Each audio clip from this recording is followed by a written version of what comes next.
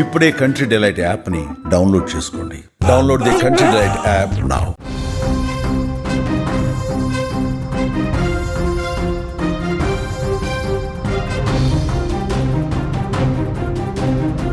Breaking news చూస్తున్నాం. Sigachi factory ప్రమాదంలో 42 మంది చనిపోయారు.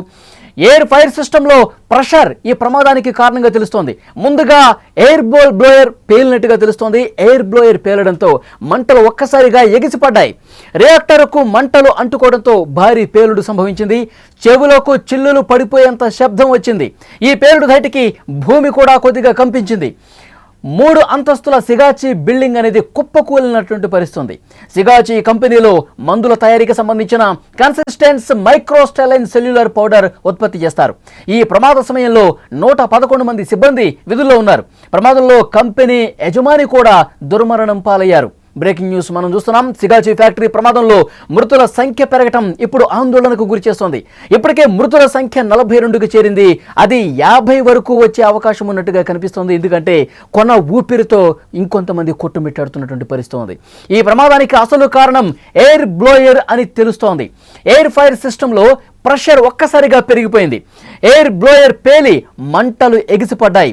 ఆ మంటలు రియాక్టర్కు అంటుకోవడంతో అతి భారీ శబ్దంతో ఈ పేలుడు సంభవించింది.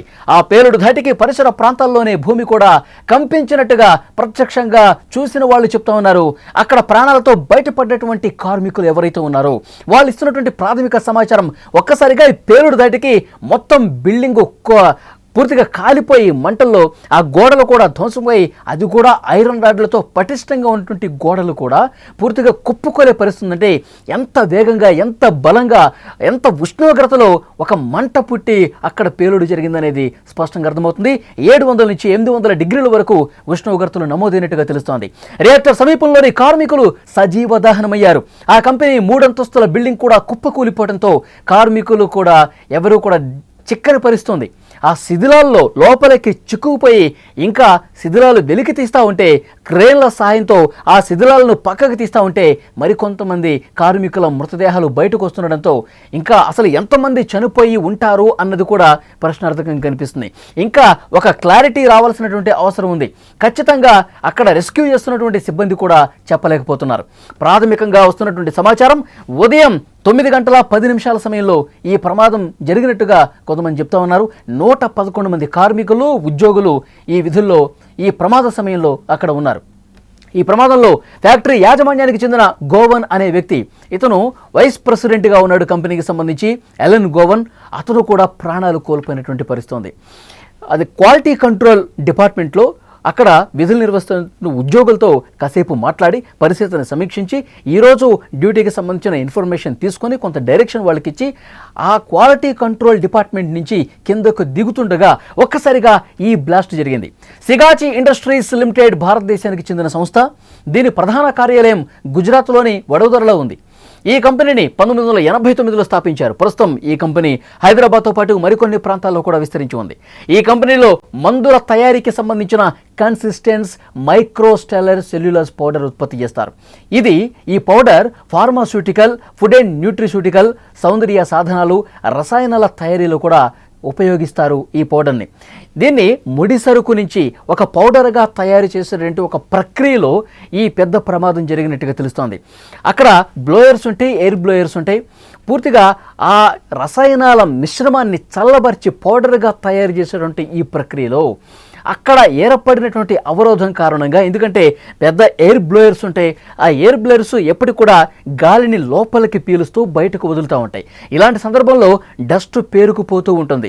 ఈ డస్ట్ ఎక్కువగా పేరుకుపోవటం వల్ల, వాటిని సరిగా క్లీన్ చేయకపోవడం వల్ల ఎయిర్ బ్లోయర్స్ భద్రతకు సంబంధించిన ఏవైతే ప్రికాషన్స్ ఉంటాయో, ఏవైతే చర్యలు తీసుకోవాల్సినటువంటి అనివార్యత ఉందో వాటిని తీసుకోకపోవటం వల్లే, ఎయిర్ బ్లోయర్స్ పరిశుభ్రంగా చేయకపోవటం వల్లే, వాటిని పూర్తిగా పట్టించుకోకపోవటం వల్లే ఆ దుమ్ము పెరిగిపోయి ఒక ప్రెషర్కు గురై ఈ బ్లాస్ట్ జరిగినట్టుగా తెలుస్తోంది. ఎందుకంటే అత్యంత ప్రమాదకరమైనటువంటి రసాయనాలతో ఈ ప్రక్రియ అంతా జరుగుతుంది.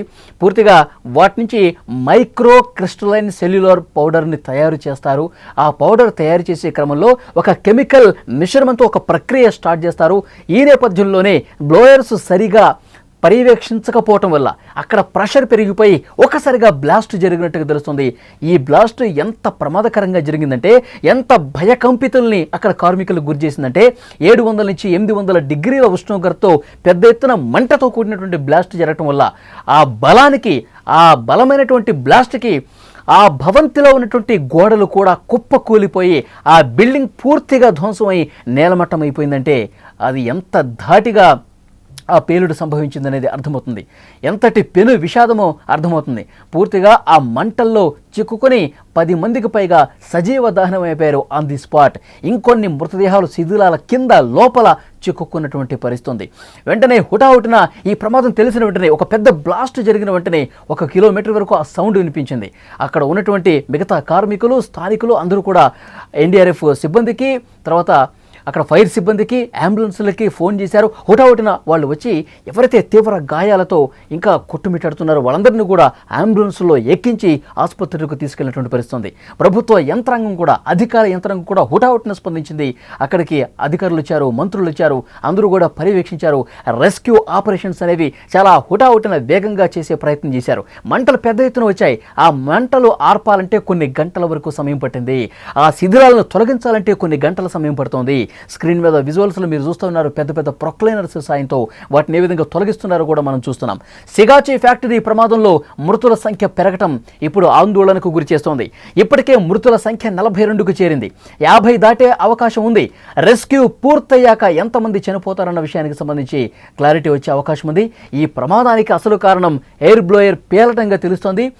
ఎయిర్ ఫైర్ సిస్టంలో ఒక ప్రెషర్ కారణంగా ఎయిర్ బ్లోయర్ పేలి మంటలు ఎగిసిపడ్డట్టుగా తెలుస్తుంది. ప్రమాదానికి గల కారణాలను శోధిస్తూ ఉన్నారు. ప్రాథమికంగా అందుతున్నటువంటి సమాచారం మేరకు అక్కడ ఎయిర్ బ్లోయర్ ఒక్కసారిగా బ్లాస్ట్ కావడంతో, ఒక ఒత్తిడి గురి కావడంతో రసాయనాల మిశ్రమ ప్రక్రియ చేసేటప్పుడు మైక్రో అక్కడ సెల్యులర్ ఆ పౌడర్ని తయారు చేసేటప్పుడు ఒక రసాయనిక ప్రక్రియ జరుగుతుంది.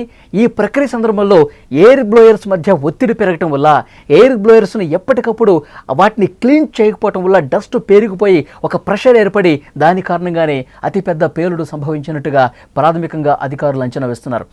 ఇంకా ఒకవైపు రెస్క్యూ జరుగుతుంది, మరోవైపు కారణాలు వెలికి తీసే పనిలో అధికార యంత్రాంగం కూడా ఉంది. ఇన్వెస్టిగేట్ జరుగుతోంది. పేలుడు సమయంలో 700 నుంచి 800 డిగ్రీల ఉష్ణోగ్రత నమోదైందంటే ఆ మంటల్లో కాలిపోయినటువంటి పరిస్థితి. సజీవ దహనమైపోయారు కొంతమంది. అసలు వాళ్ళ మృతదేహాలు గుర్తుపట్టలేని స్థాయిలో ఉన్నాయి. కొన్ని మృతదేహాలు అయితే ఇంకా దొరకని పరిస్థితి. వాటి కోసం గాలింపు చేస్తూ ఉన్నారు. శిథిలాల కింద ఇంకొంతమంది ఉన్నారేమో చూస్తూ ఉన్నారు. ఎప్పుడైతే కుటుంబ సభ్యులకు సమాచారం అందిందో, ఈ ప్రమాదానికి సంబంధించిన సమాచారం ఉందో, హుటాహుటిన వాళ్ళు ఆ పరిశ్రమ దగ్గరకు వచ్చారు. యాజమాన్యం తీరు మీద తీవ్రంగా మండిపడుతూ వాళ్ళ మీద ఆగ్రహం వ్యక్తం చేసినటువంటి పరిస్థితి. మా కుటుంబ సభ్యులు ప్రాణాలు కలిసిపోవటానికి, గాల్లో కలిసిపోవటానికి, మంటల్లో కాలి చనిపోవటానికి యాజమాన్యం తీరే కారణం. వాళ్ళు సరైన భద్రతా ప్రమాణాలు పాటించకపోవటం వల్లే మేము మా కుటుంబ సభ్యుల్ని కోల్పోయామంటూ ఆవేదనతో కన్నీళ్లు పెట్టుకుంటూ అక్కడే నేల మీద కుప్ప కూలిపోయినటువంటి పరిస్థితి. ఆసుపత్రుల్లో ఇంకా చావు బతుకులతో కొట్టుమిట్టాడుతున్నటువంటి కార్మికులు చాలామంది ఉన్నారు. వాళ్ళని ప్రభుత్వ అధికారులు కావచ్చు, అక్కడ ఆసుపత్రుల్లో ఉన్నటువంటి వైద్యులు నిరంతరం పర్యవేక్షిస్తున్నారు. మెరుగైన వైద్యం అందించే ప్రయత్నం కూడా చాలా వేగంగా జరుగుతుంది. మంత్రులు ఘటనా స్థలానికి వచ్చి పరిస్థితిని పూర్తిగా పర్యవేక్షించారు. మరికొద్దిసేపట్లో ముఖ్యమంత్రి రేవంత్ రెడ్డి గారు కూడా ఆ ఘటనా స్థలానికి వచ్చి ప్రమాద తీవ్రత ఒక్కసారి ప్రత్యక్షంగా చూడటానికి ఆయన వస్తూ ఉన్నారు. ఎప్పటికప్పుడు అధికార యంత్రాంగానికి అలర్ట్ చేస్తూ ఉన్నారు, డైరెక్షన్ ఇస్తూ ఉన్నారు. ఒక కంట్రోల్ రూమ్ కూడా ఏర్పాటు చేసిన పరిస్థితి. సంగారెడ్డి కలెక్టరేట్లో అక్కడ అధికారులు ఎప్పటికప్పుడు మానిటరింగ్ చేస్తూ ఉన్నారు. ఎందుకంటే ఎవరైతే చనిపోయి ఉన్నారో వాళ్ళకి సంబంధించిన డీటెయిల్స్ కావచ్చు, ఎవరైతే చికిత్స పొందుతున్నారో వాళ్ళకి సంబంధించిన డీటెయిల్స్, DNA పరీక్షలకు సంబంధించిన సమాచారం ఎప్పటికప్పుడు కంట్రోల్ రూమ్కి ఆసుపత్రి నుంచి వస్తున్న నేపథ్యంలో కుటుంబ సభ్యులు మీకు ఎవరికి ఎలాంటి అనుమానం ఉన్నా, ఎలాంటి మీకు సమాచారం కావాలన్నా కంట్రోల్ నెంబర్కి ఫోన్ చేయండి అంటూ ఒక నెంబర్ కూడా ఇస్తున్నటువంటి పరిస్థితి. ఈ ప్రమాదం నిజంగా తెలంగాణలో ఎప్పటి వరకు జరిగినటువంటి అతిపెద్ద ప్రమాదాల్లో ఒకటిగా నిలిచిన పరిస్థితి. ఇప్పటికే 42 మంది చనిపోయారు. ఇంకా చావు బతుకులతో కొట్టుమిట్టాడుతున్నారు. ఆసుపత్రి బెడ్ల మీదే ఇంకా ప్రాణాలతో కొట్టుమిట్టాడుతున్నటువంటి పరిస్థితి. మీరు విజువల్స్లో ప్రమాదం అనంతర దృశ్యాలు చూస్తూ ఉన్నారు. ఏ విధంగా ఆ భవంతి మొత్తం కుప్పకూలిపోయిందో మనం చూస్తూ ఉన్నాం. రసాయన పరిశ్రమలో ఒక అతిపెద్ద పేలుడు సంభవిస్తే ఒక విషాదకరమైనటువంటి ఆ ఘటనని ఒక్కసారి కార్మికులు తలుచుకొని కన్నీళ్లు పెట్టుకుంటున్నారు. వాళ్ళు పూర్తిగా ఒక షాక్లో ఉండిపోయారు. ఏం జరుగుతుందో అర్థం కావట్లేదు.